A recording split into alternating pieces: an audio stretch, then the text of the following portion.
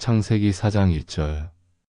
아담이 그의 아내 하와와 동침함에 하와가 임신하여 가인을 낳고 이르되 내가 여호와로 말미암아 득남하였다 하니라. 아담과 하와는 죄의 심판 이후에도 삶을 이어갑니다. 하와는 가인을 낳으며 여호와로 말미암아 득남하였다고 고백합니다. 죄 이후에도 생명은 계속되고 하나님의 손길은 여전히 역사하고 있습니다. 하와는 생명을 주신 분이 하나님이심을 인정합니다. 우리가 겪는 모든 새로운 시작과 탄생은 결국 하나님의 은혜로 주어진 것입니다. 묵상하시겠습니다. 주님, 저의 삶의 시작과 변화 속에서도 항상 당신의 손길을 고백하게 하소서.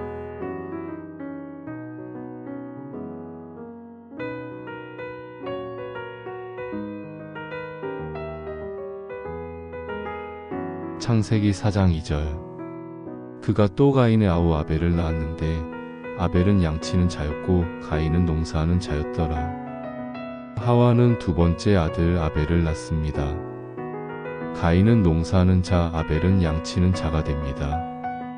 서로 다른 직업과 역할, 그러나 각각 주어진 영역 안에서 하나님을 섬기는 자로 살아가야 할 부름을 받은 이들입니다. 우리는 누구와 같은 사명을 받지 않았습니다. 하나님은 각자의 삶의 자리에서 신실함을 원하십니다. 묵상하시겠습니다. 주님, 남과 비교하지 않고 제가 맡은 자리에서 주님을 섬기게 하소서.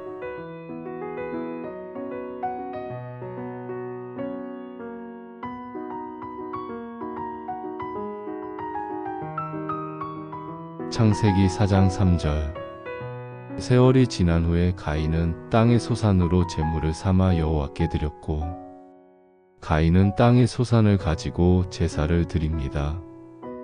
표면적으로는 정당한 예배의 모습이지만 그 마음이 어땠는지가 곧 드러납니다. 예배는 무엇을 드리느냐보다 어떻게 드리느냐가 중요합니다. 하나님은 겉모양이 아닌 중심을 보시는 분이십니다. 묵상하시겠습니다. 하나님, 제 예배가 형식이 아닌 진실한 마음의 고백이 되게 하소서.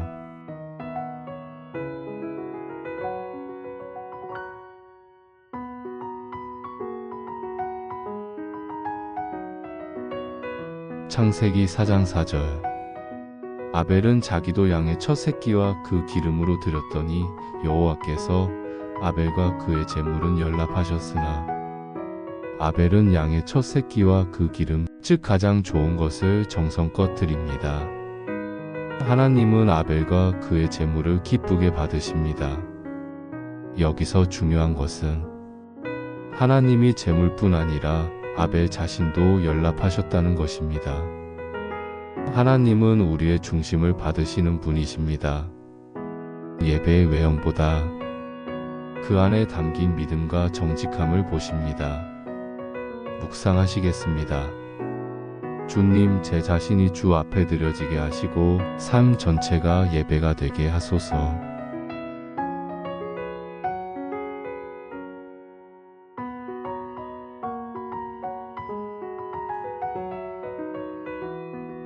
창세기 4장 5절. 가인과 그의 제물은 연락하지 아니하신지라 가인이 심히 분하여 안색이 변하니 하나님은 가인의 제사를 받지 않으십니다. 가인의 반응은 회개가 아니라 분노였습니다. 그리고 그 분노는 표정으로 드러납니다. 예배가 거절되었을 때 그는 하나님께 나아가기보다 자기 감정에 빠져듭니다. 죄는 회개 대신 분노로 반응할 때 그 틈을 타고 들어옵니다. 묵상하시겠습니다. 하나님, 거절의 순간에도 겸손히 주님 앞에 나아가는 믿음을 주소서.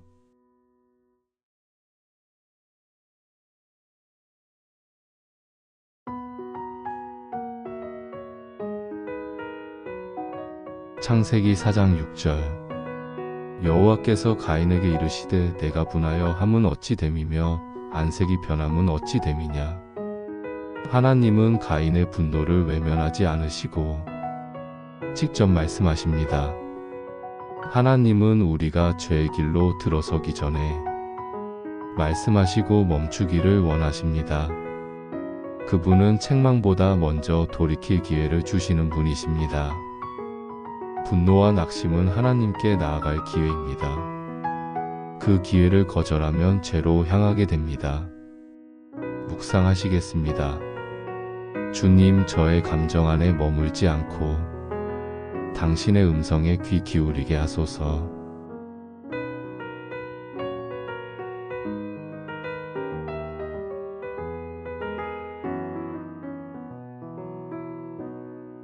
창세기 4장 7절. 내가 선을 행하면 어찌 낯을 들지 못하겠느냐? 선을 행하지 아니하면 죄가 문에 엎드려 있느니라. 죄가 너를 원하나 너는 죄를 다스리지니라. 이 말씀은 죄를 이기는 원리를 담고 있습니다. 죄는 문 앞에 숨어 기다립니다. 기회만 되면 문을 열고 들어오려 합니다. 하지만 하나님은 말씀하십니다. 죄가 너를 원하나 너는 죄를 다스리지니라. 우리는 죄의 지배자가 아니라 하나님의 형상으로 지음받은 다스릴 자입니다. 묵상하시겠습니다. 하나님, 죄가 나를 지배하지 못하도록 말씀과 기도로 깨어있게 하소서.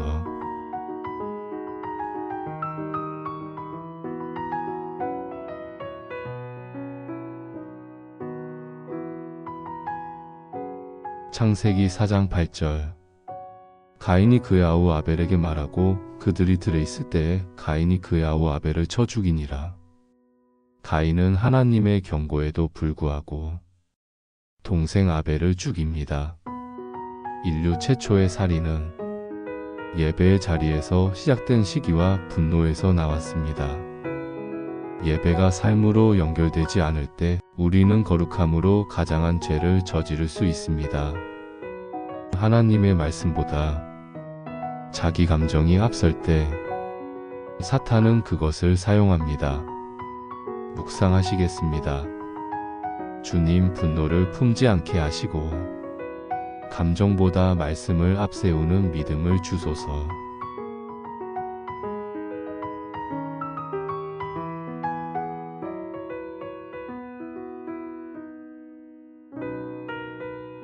창세기 4장 9절. 여호와께서 가인에게 이르시되 내 아우 아벨이 어디 있느냐? 그가 이르되 내가 알지 못하나이다. 내가 내 아우를 지키는 자니이다. 하나님은 다시 가인에게 묻습니다. 내 아우 아벨이 어디 있느냐? 이 질문은 책임을 물으시는 질문입니다. 가인은 대답 대신 거짓과 반문으로 대응합니다. 죄는 책임 회피와 거짓을 동반합니다. 그리고 타인을 향한 무관심으로 이어집니다. 그러나 하나님은 우리를 형제를 지키는 자로 부르셨습니다. 묵상하시겠습니다. 주님, 형제를 외면하지 않게 하시고 공동체를 지키는 자로 살아가게 하소서.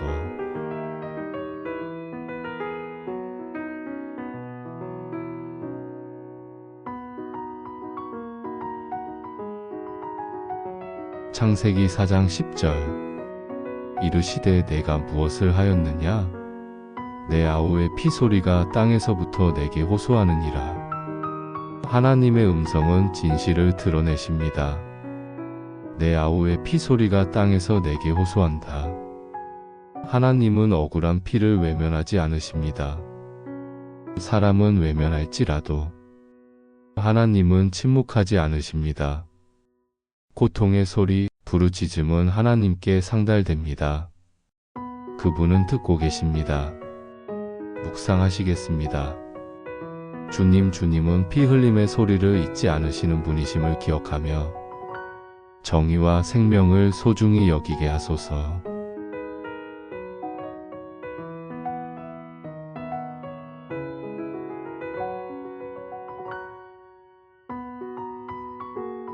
창세기 4장 11절. 내가 땅에서 저주를 받았나니 내가 내 아우를 죽이고 그의 피를 땅에 흘리게 하였음이니라. 가인은 이제 땅으로부터 저주를 받습니다. 아벨의 피는 땅을 더럽혔고 땅은 가인을 받아들이지 않습니다. 죄는 우리의 환경 관계에 일터까지 영향을 미칩니다. 하나님은 죄에 대해 반드시 심판하시며 그 결과는 우리의 삶 전반에 영향을 줍니다. 묵상하시겠습니다. 하나님, 제 삶에서 죄가 뿌리 내리지 않도록 말씀으로 지켜주소서.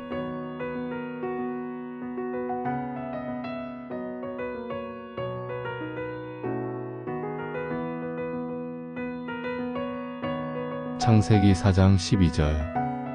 내가 밭을 갈아도 땅이 다시는 그 효력을 내게 주지 아니할 것이요 너는 땅에서 피하며 유리하는 자가 되리라.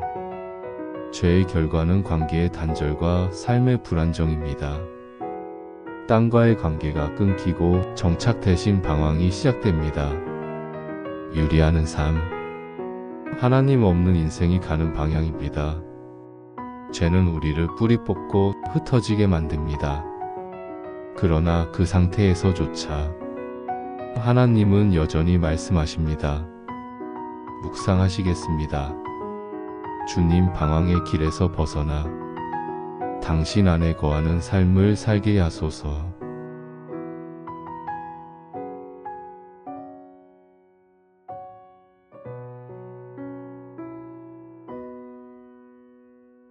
창세기 4장 13절. 가인이 여호와께 아뢰되 내 재벌이 너무 무거워서 견딜 수 없나이다. 가인은 드디어 자신의 죄에 대한 무게를 깨닫습니다. 하지만 그 고백은 진정한 회개보다는 형벌에 대한 두려움입니다. 죄를 짓고 나서야 그 무게를 깨닫는 우리의 모습이 보입니다. 하지만 진정한 회개는 죄의 무게보다 하나님의 자비를 향해 가는 것입니다. 묵상하시겠습니다. 주님, 죄의 무게 앞에서 낙심하지 말고 주의 자비를 붙들게 하소서.